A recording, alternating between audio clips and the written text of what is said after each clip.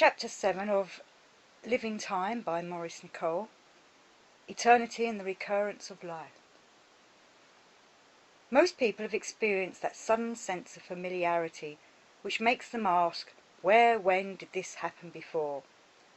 We see a place for the first time and yet know that we have seen it before long ago. But when? We cannot reach the answer. If a scent restores the past, we recognize the faraway scene. We have the sensation of living momentarily in another part of our lives, as if we re-entered the past. But the strange feeling of familiarity or consciousness of a previous existence is not the same. It remains unsatisfied. We cannot trace it to its source. The past is not restored to consciousness, yet we feel certain that we have been in that place or done that thing before. Sometimes, in some crisis, the soul becomes detached from what is happening precisely through the feeling that all this happened before. It was an ancient idea that time is bent in a circle, and that all things come round to the same point again. Up to now we have taken the life as a line in time. Now we come to the further idea of the life being a circle, and to the question of the repetition or recurrence of the same events. I will begin with some experiences of the life being seen in terms of recurrence, and not only the life, but the universe regarded as a series of repeating events. These experiences are obtained by the use of anaesthetics, which can sometimes induce a special state of consciousness. After studying these experiences, we will pass to some general views about recurrence, ancient and modern. If all process in time is curved, everything will come back to its starting point. The life will recur. The life is a circle. We will come once more to the same points in the life, to the same experiences, but we cannot believe that the realization that this is so belongs to our ordinary level of consciousness, any more than does the feeling of the living existence of all the life, or the pure feeling of I. Let us remember that the knowledge value belonging to higher levels of consciousness cannot be the same as that which characterizes our ordinary level. What is merely theory to our ordinary consciousness can be the direct cognition of real fact on a higher level. Now, the idea of recurrence is a very old one, and I would explain its persistence in a historical sense, as due to its being cognitive fact at a higher level of consciousness. Many anaesthetic experiences have been put on record. They are broadly divisible into two classes. In the first, the dream level is touched, underlying but very close to the ordinary conscious state. In the second, degrees of consciousness above the ordinary level are experienced. In taking ether, for example, a man dreams that he is rushing in a train through darkness, or in the hands of torturers, personification of sensations. Such experiences belong to dream states and spring from the tendency of dream consciousness to find analogies. But there are recorded experiences of quite a different order that are not connected with ordinary images or analogies. One of these records was made by a scientist of recent times, William Ramsey, for which I propose to quote, "Not only did a changed feeling of time and a sense of eternity, everlastingness, enter into his experiences, but also the feeling, or rather the direct perception of the recurrence of things." Partial Anaesthesia by the late Sir William Ramsey, published in the Proceedings of the Society for Psychical Research, Volume 9, 1894. We must recall here the general rule that a change in the time sense characterizes higher degrees of consciousness. In the following experiment, small quantities of ether were inhaled successively, and the changes in consciousness noted. Sometimes the observer described his sensations at the moment to an assistant who made notes, and sometimes he recorded them himself. In the initial stages, when the effect of ether was lightly felt, Ramsey first noticed a heightened perception of the outer world. Quote, "Two states apparently supervened, one of attention to minute details, furniture, surrounding objects, etc., and the other of complete subordination to idea or theory of the universe. The transition from one to the other was well defined and instantaneous. End quote. He passed from outer to inner abruptly. We shall see that when he was subordinated to the inner, the universe appeared to be within him, and he was at the centre of things. Yet in this state he often retained the power of seeing outside things, only whenever his glance fell on an object he saw it in a new way, which will be described. After attaining to the inner stage, quote, an overwhelming impression forced itself upon me that the state in which I then was reality, that now I had reached the true solution of the secret of the universe, in understanding the secret of my own mind, that all outside objects were merely passing reflections on the eternal mirror of my mind, some more, some less transient. In later experiments with anaesthetics, I have tried with success to recall events of the day, how I was occupied in my laboratory, how I walked down Oxford Street in the morning, what I saw and whom I met, and with success, but they impressed me as a fleeting vision, something quite trivial and transitory.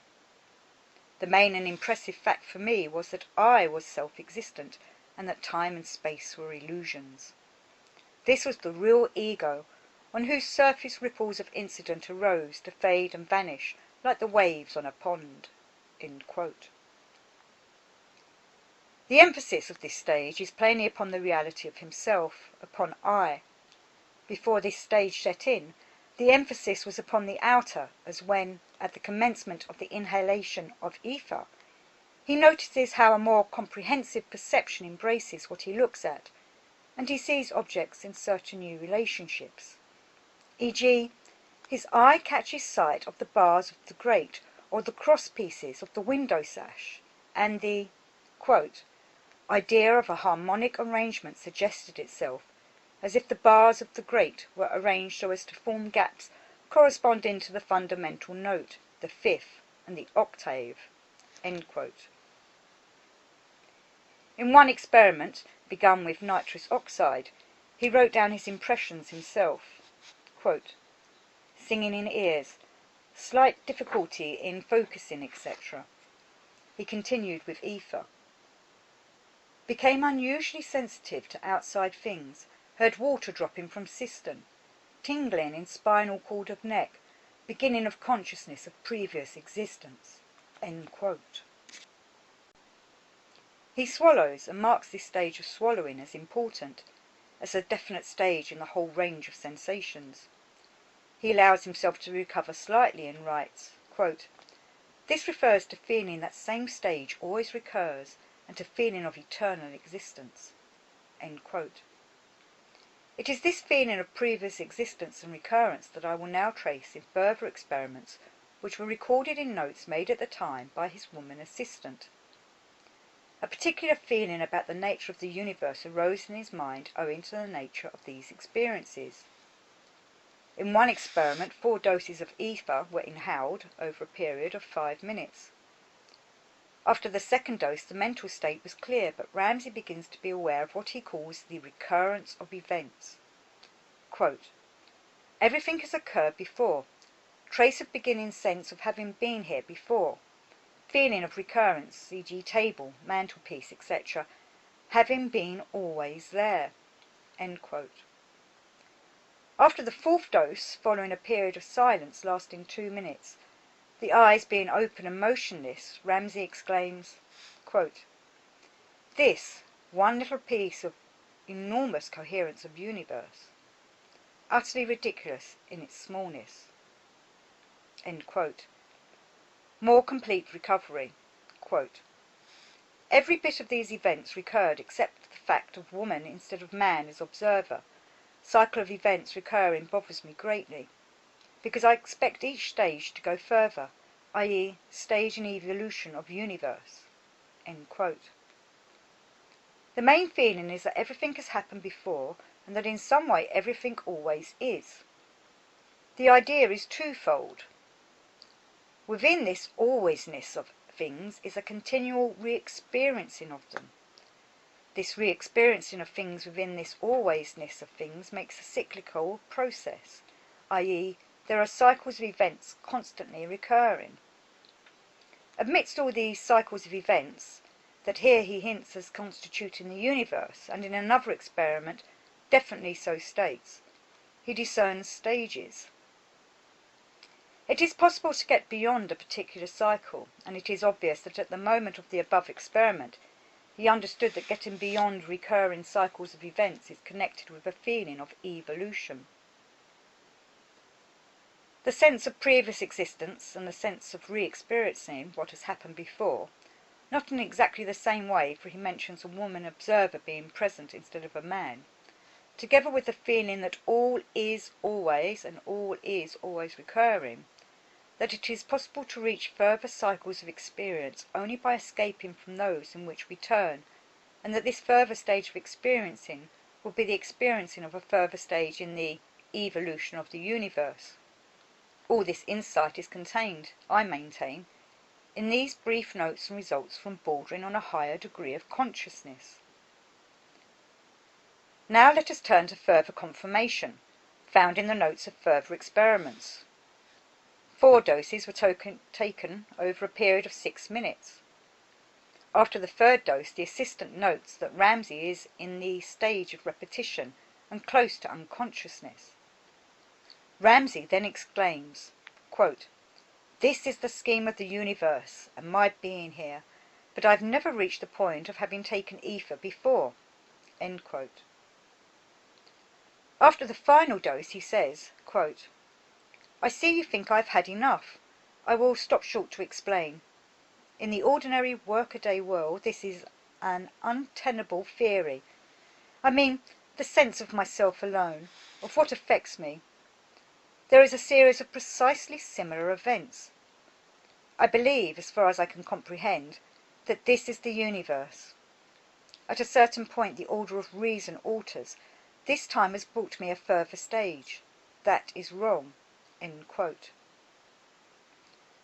The notes are fragmentary, but I think that the last sentence refers to some uncertainty in his mind as to whether he had ever taken ether before or not in the cycles of recurrences.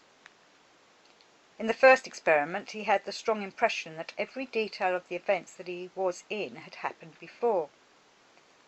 In the above experiment he feels that he had never reached the point of having taken ether before.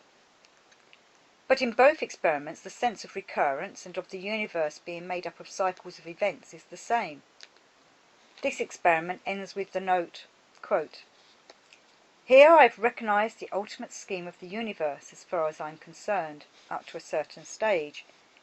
It will probably be worked out when I die, yet that is not the end. I shall go on after that, but to what?" End quote. New quote, "I will take ether again." End quote. It is difficult not to conclude that Ramsey saw, during the experiments, certainly not after, some special significance as regards himself in taking ether. It gave him some insight or knowledge that he connects with the evolutionary process of his life. He sees, during the experiment, clearly enough that his life repeats itself, and that he will come back to the same point again, and perhaps yet beyond it. The notes on the 3rd experiment, which lasted for over 10 minutes, 8 doses being taken, are as follows. After the 4th dose he says, "It is one or the other theory of the universe, and mine must be the most probable. I may be the central person in the universe. I don't mind, I can't help it." End quote. After the 6th dose, the quote, "The universe is in our brain. Is this a big thing? Do you hear the man soaring? More or less quickly. Now I breathe hard. Now I note appearance of a particular man there," pointing to fireplace, "whom I never asked you to note before, nor will now, but he appears as part of the universe." End quote. Let us piece together Ramsey's impression of the nature of the universe. He has seen the universe under the aspect of cycle and stage. In the above experiment he sees a man as part of the universe. Of course, in our ordinary state of consciousness we do not see anything as part of the universe. We see merely a small portion of the world in 3 dimensions in which everything seems separate. In one experiment, Ramsey wrote, quote, "With the consciousness of writing, sitting at this table, with a handkerchief at my mouth, a door on my right, a window on my left, a cigarette on the table, I am wearing striped trousers, and there is a caned-bottomed chair on my left. A ticket before me, and a book open at page 8. All these and other things convince me, as I've been convinced before by seeing a piece of crumpled paper, that this is a stage in the cycle of the universe. The notion is that I alone am privileged to see all this. It is a place in my development." End quote. Now, in all that he says about sitting at the table, wearing striped trousers, etc., he is of course describing nothing ordinary. He is aware of a new and tremendous significance entering into familiar objects. They are all part of the universe. He perceives that each object must be just like that at that time, just where it is, and in just that state, because it is part of the alwaysness, i.e. part of the higher dimensional world. For example, he says in another place, "My eye caught sight of a Bunsen burner, a common object in every laboratory, and here again I knew it had been there through endless ages. Some noise, the emptying of a cart of coals in the street, perhaps, struck my attention. I not merely knew that it had happened before, but I could have predicted that it would happen at that particular moment." End quote. His consciousness had expanded so that everything he saw and heard contained an echo created by the universe itself. He saw the Bunsen burner outside passing time, in time and eternity. Seen ordinarily, it is where it is because someone happened to put it there. The coal cart is outside the house because someone brought it there, because coals were ordered. Ramsey saw another order of calls. To perceptual consciousness, the cart might just as well be in another place or come earlier or later, but under the aspect of higher space it is necessarily where it is just then. That coal cart is always emptying coals at that point in time, and the moment is always recurring to any consciousness apprehending it. It is the event of the coal cart emptying coals that is always repeating itself to the mind perceiving it, as a book will always repeat itself to the consciousness that reads it. So, to the experiencing mind, it is part of a cycle always recurring, but only sensed as recurrence when consciousness is exalted, and for itself it is always existing. Therefore, to the exalted consciousness, into every experience there enters the feeling of eternity, not in the sense we have spoken about in the previous chapter, namely the sense of fullness and infinity of possibilities, but in the sense of the everlastingness, indestructibility, or eternity of each moment of time. The arrangement he describes of things on the table, the ticket, the book open at page 8, etc., are seen in the same strange light. Even the book open at page 8 is part of the universe. It is possible to come to the conclusion, theoretically, that everything happening at this moment is necessarily a stage in the cycle of the visible universe. But this is not knowledge as seeing. We do not see a piece of crumpled paper as rooted in the universal, as an essential part of it, always in that state just then. We cannot explain with Ramsey, quote, "This one little piece of the enormous coherence of the universe, utterly ridiculous in its smallness." End quote. We do not see this invisible interconnection, for to see it we must be aware of immense background, a back world, a world at the back of the visible world, a world of higher space. It was quoted in the first chapter, page 11, that if the senses were eliminated, the world would appear as a unity. This is, I think, what Ramsey understood in the state of consciousness induced by ether. In our ordinary state, when the senses alone govern us and work in their customary way, we see and feel nothing of the enormous coherence and unity of the universe. Nor do we realize anything of a like nature about our own lives. We are confined to the pinpoint of an apparently momentary existence. Nothing is added to our perceptions. The real is what we see, and we see only multiplicity on all sides, without clear connection or meaning. While Ramsey sees everything in its place, necessarily just where it is, apart from the ordinary reasons why we think a thing is where it is. He perceives that in this universe of alwaysness and recurrence, there is the possibility of getting beyond the repetition of the same experiences. Seen from within, from the inner, the universe is made up of cycles of recurrence, which represent for us stages or states. Let us think of these stages as corresponding to degrees of understanding, each of which gives a standpoint that implicates both inner and outer. We can take an illustration. Ramsey reaches a certain stage of understanding which he describes and with which he has become quite familiar. At this stage, he says, quote, "It looks to me as if the universe were the creation of a demon," end quote. i.e., there is one possible way of viewing the universe, one state of understanding it. He feels that he can get beyond this stage or standpoint, and that the getting beyond is connected with the evolution of the universe. Again, understand that the inner is meant, the universe in man's mind or as man's mind. He says, quote, "This is a stage in the development bound to recur," end quote. I ask the reader to particularly notice this part. If, in our growth of understanding, we are bound to reach successive stages and eventually one of seeing everything as the work of a demon, how are we to get beyond this stage of complete denial? Ramsey says the stage is bound to recur. Quote, "But each time I can stop and anticipate it. Now I want to go on a stage further, if you will let me," end quote. By realizing that it is a state of mind that is bound to come, and that it always recurs, Ramsey feels that he can get beyond it. He sees the state objectively and does not fall under its power in the experiment. Once again, we must clearly understand that Ramsey is seeing the universe as a mental process and not as a sensible object. He inhales a further dose. Quote, "Now I'm beginning to get into a new dose. There are two theories of the universe. One individual undergoes a series of mental transformations. People choose to imagine there are worlds, that is to say, build mental cosmogonies." End quote.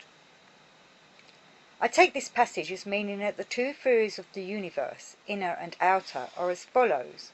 1. The universe is in our brain, and thus everyone is at the centre of the universe.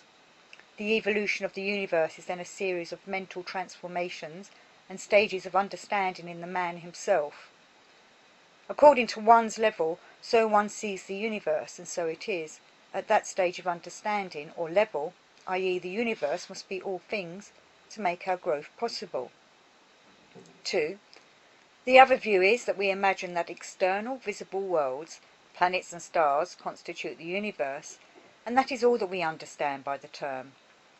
Then we form cosmogonies in our minds, following the evidence of the senses, and speculate about nebular hypotheses, action at a distance, gravitation, a four-dimensional continuum, receding star islands, etc.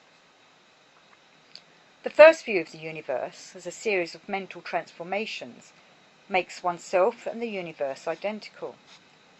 The universe is given, as it were, to everyone as seed or microcosmos within him to develop as he pleases. As microcosmos, in man, it can evolve or not. Our own inner struggle for light then becomes the evolving universe. It constitutes the universe in evolution or devolution. And as regards this individual evolution of the universe in a man, there are stages or states of understanding that must be passed. There are recurring cycles of precisely similar mental events, identical standpoints and experiences. Just as in a journey in outer space, people must pass through the same areas, so in this inner journey, in psychological space, the understanding reaches definite stages, and of these, one is the stage at which one must see everything as meaningless, evil, or useless, everything as the creation of a demon. This attitude develops in the inner life at a certain point, even, mark you, when one has already seen and understood the world differently. Why does this point of negation meet us sooner or later? Negation means saying no, the attitude of no, the fascination of denial, a certain very powerful poison.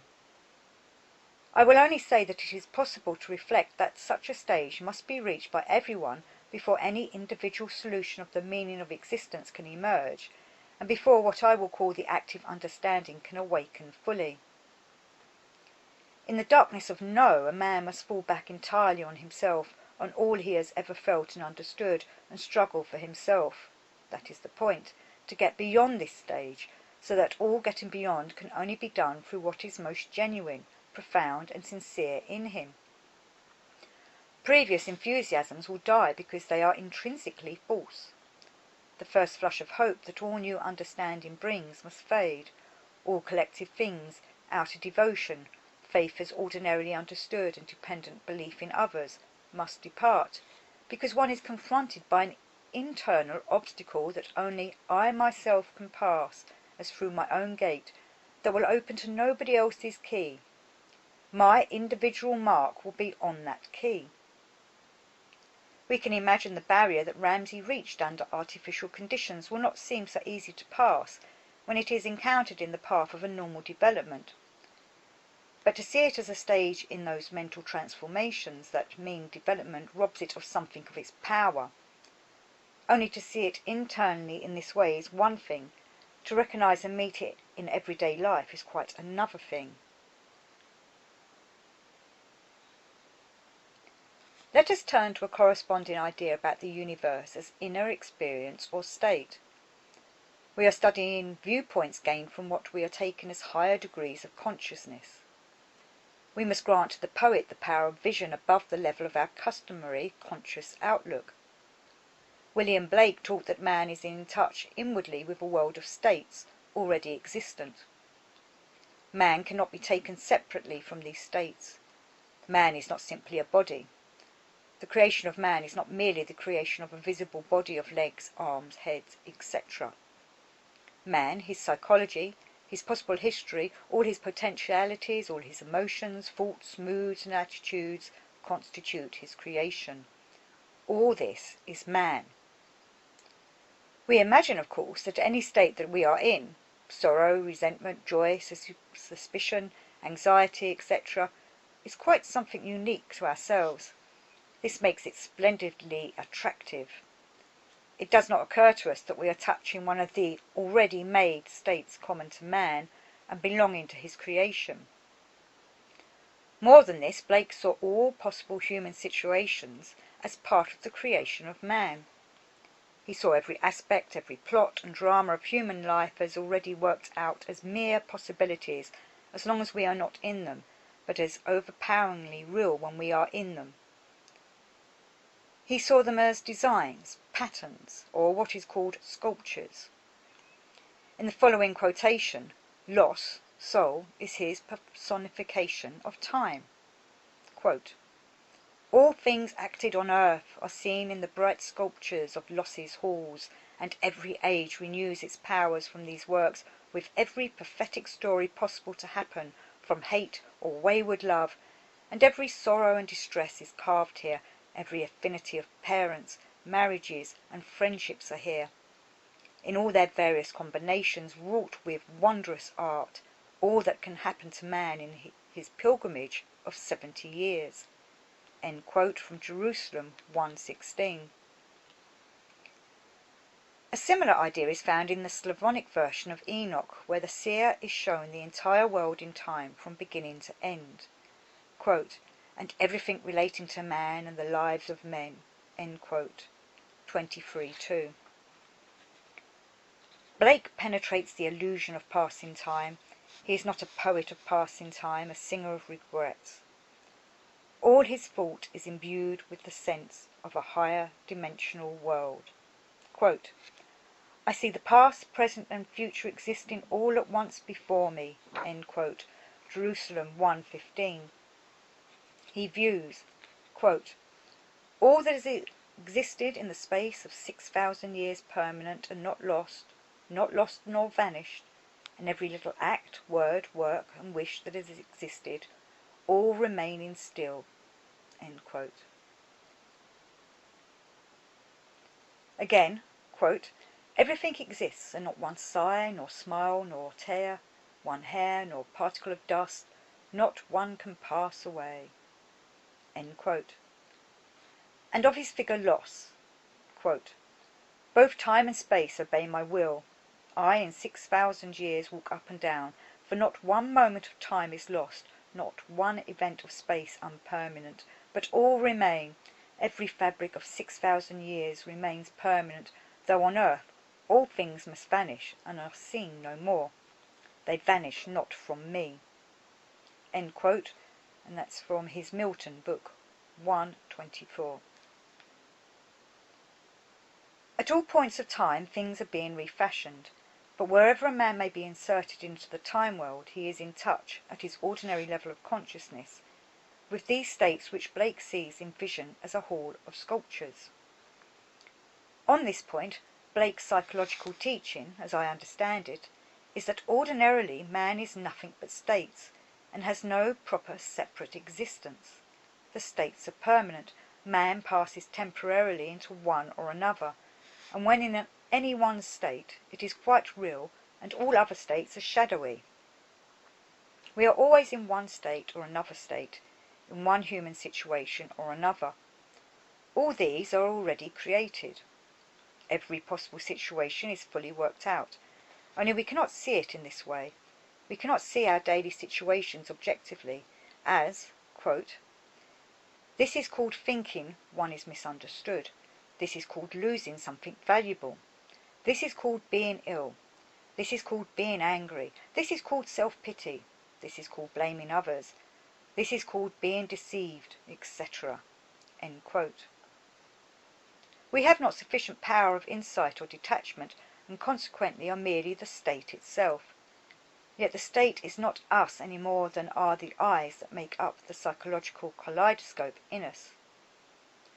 The individual, the eye of Tennyson, is not his state, but not having any contact with this individuality, we are always merely ready-made state. Blake taught that what he called divine imagination in man, which he connects with the individual identity, is separate from state. Quote, "The imagination is not a state, it is the human existence itself. Affection or love become a state when divided from imagination." End quote. The individual identity is eternal, i.e. not passing in time, not in the momentary eyes. But if man is nothing but his states and the imitation of other people's states, and confounds himself with these states, he never attains existence in himself. He acts from state, not from himself. He thinks that state is himself, and does not understand that there is something in him that must be separated from state, and that towards every situation that life can produce, every sculpture of loss, he must be more than that situation or state. Unless we know, grasp and seek to transcend states, they will always recur, as Ramsey saw. He saw that the state in which one sees the universe as the creation of a demon is merely a state, as something else that could be got beyond, by recognizing it as state, by seeing what it is. There is a dialogue between Christ and Peter which seems to belong to this question of state. I've quoted Blake as saying that all love and affection, when divided from imagination, are nothing but state. Christ asks Peter 3 times if he loves him, and Peter replies in the affirmative. But Christ uses the word akapene in his first and second question, and Peter replies always with the purely emotional word, philein. It is obvious that the quality of love is the question at issue. Is your love mere state or more? Quote, "Ye must love beyond yourselves, so ye must learn to love." End quote.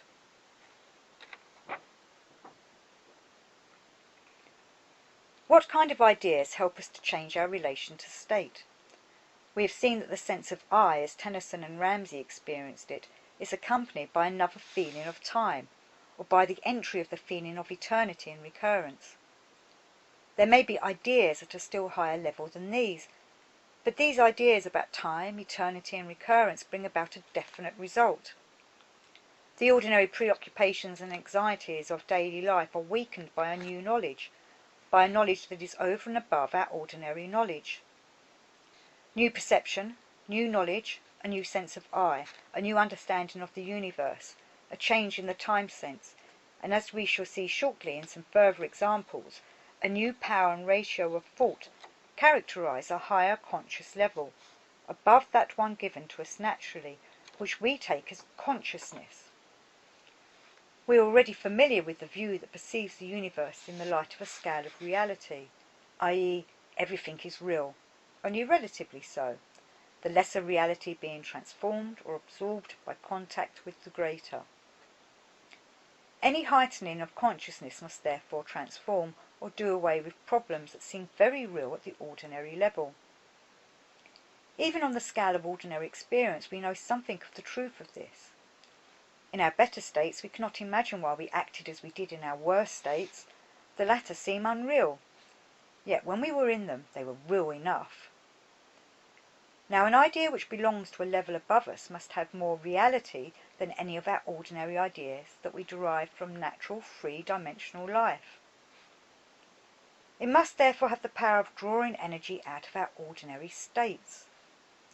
An idea, in the sense in which I am endeavouring to use this term, has the power of altering our standpoint and changing our sense of things.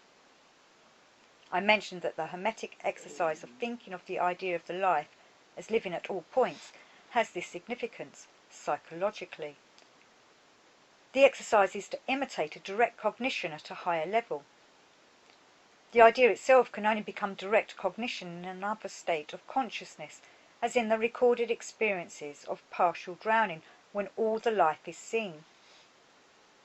Apart from the idea of time itself, the idea of recurrence, which Nietzsche called the fault of faults, alters us. Why? Because this idea, which belongs to a cognition at a higher level, draws energy out of our ordinary thought. Nietzsche says, "This mightiest of all thoughts absorbs a lot of energy which previously stood at the disposal of other aspirations, and in this way it exercises a modifying influence. It creates new laws of motion in energy, though no new energy. But it is precisely in this respect that there lies some possibility of determining new emotions and new desires in man." End quote. But before continuing with the subject of recurrence, I wish to digress in order to give some further examples of higher conscious states which illustrate their cognitive value, and also how the energy, which ordinarily flows into the small and petty things of our life, is absorbed into a new sense of reality. In the first example, one given by William James, the emphasis of the description is laid upon an increased power of the thought of a higher order, eternal in the true sense of being, much fuller and more comprehensive. He describes how he had, quote, "sudden and incomprehensible enlargements of the conscious field, bringing with them a curious sense of cognition of real fact. All have occurred within the past 5 years. 3 of them were similar in type, the 4th was unique. In each of the 3 like cases, the experience broke in abruptly upon a perfectly commonplace situation, and lasted perhaps less than 2 minutes. In one instance I was engaged in conversation, but I doubt whether the interlocutor noticed my abstraction. What happened each time was that I seemed all at once to be reminded of a past experience, and this reminiscence, ere I could conceive or name it distinctly, developed into something further that belonged with it.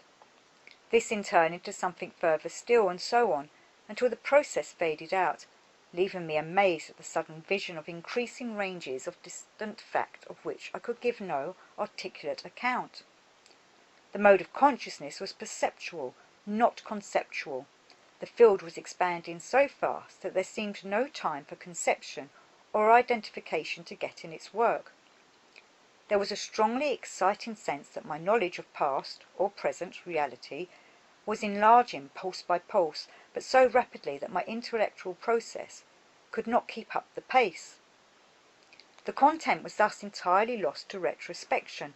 It sank into the limbo in which dreams vanish as we gradually awake.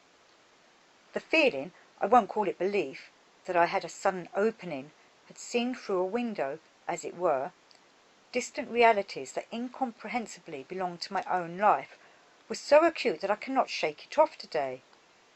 I have treated the phenomenon under discussion as if it consisted in the uncovering of cracks of consciousness. Is the consciousness already there waiting to be uncovered, and is it a veridical revelation of reality? These are questions on which I do not touch. In the subjects of the experience, the emotion of conviction is always strong and sometimes absolute." End quote. In the next example, the writer describes how all the problems of ordinary life vanish, as Ramsey saw, in the light of higher consciousness. The experience was produced under an anaesthetic. Quote, "I was all at once awake and fully conscious in a different world. It gave no sensory impressions, yet I immediately recognised it was being far more real than the other world out of which I had just come.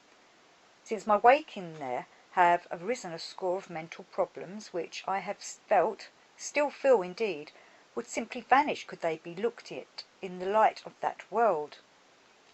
Yet when I seek to picture it, it escapes like water from every form of words I fashion, and in telling of it, I realise not simply that I fail to enlighten my individual hearer, but the words themselves are such as could not be expected to carry any clear impression. All of us feel that there ought to be a world different from and better than this one. My feeling is that for a moment I stood on the borderline of such a world. It was there." End quote. Frederick Hall, An Ether Vision, Open Court Magazine, December 1909. The triviality of what ordinarily concerns us, when seen in the light of a higher level, is also described by Ouspensky. He formulates the psychological view that it is our ordinary feeling of I that causes us to understand everything wrongly. The first sensation of approaching a higher level of consciousness, he says, is the disappearance of our ordinary feeling of I. We must recall here how much Buddhist teaching concerns itself with the wrong feeling of I. This may produce a sense of fear. Just because we associate the feeling of I with so much that is worthless and relatively unreal, so when we approach greater reality we seem to be disappearing, turning to nothing. This was his first sensation. But in subsequent experiences the disappearance of the ordinary feeling of I produced an, quote, "extraordinary calmness and confidence, which nothing can equal in our ordinary sensations. I seem to understand at that time that all the usual troubles, cares, and anxieties are connected with the usual sense of I, and result from it, and constitute and sustain it. Therefore, when this I disappeared, all troubles, cares, and anxieties disappeared." End quote. It then seemed to him that it seemed strange that we could take such a terrible responsibility on ourselves by bringing I into everything, and that our ordinary sense of I was something almost abnormal, a kind of fantastic conceit which bordered on blasphemy, as if each one of us called himself God. I felt then that only God could call himself I, and that only God was I. End quote. A New Model of the Universe. As a result of his experiences, he perceived that the reaching of higher reality was only possible through a change in the feeling of I. Now, in the above records of higher conscious states, we find no mention of recurrence, whereas in Ramsey's experiences, the fact of recurrence was strongly felt. Yet much in Ramsey's experiences corresponds to what we find in the above descriptions. In the lifting of consciousness, in other words, different cognitive levels are touched, into which the perception of living time, the changed feeling of I, the increase of mental grasp, the sense of everlastingness, the feeling of self-existence, the perception of recurrence, etc., do not equally enter.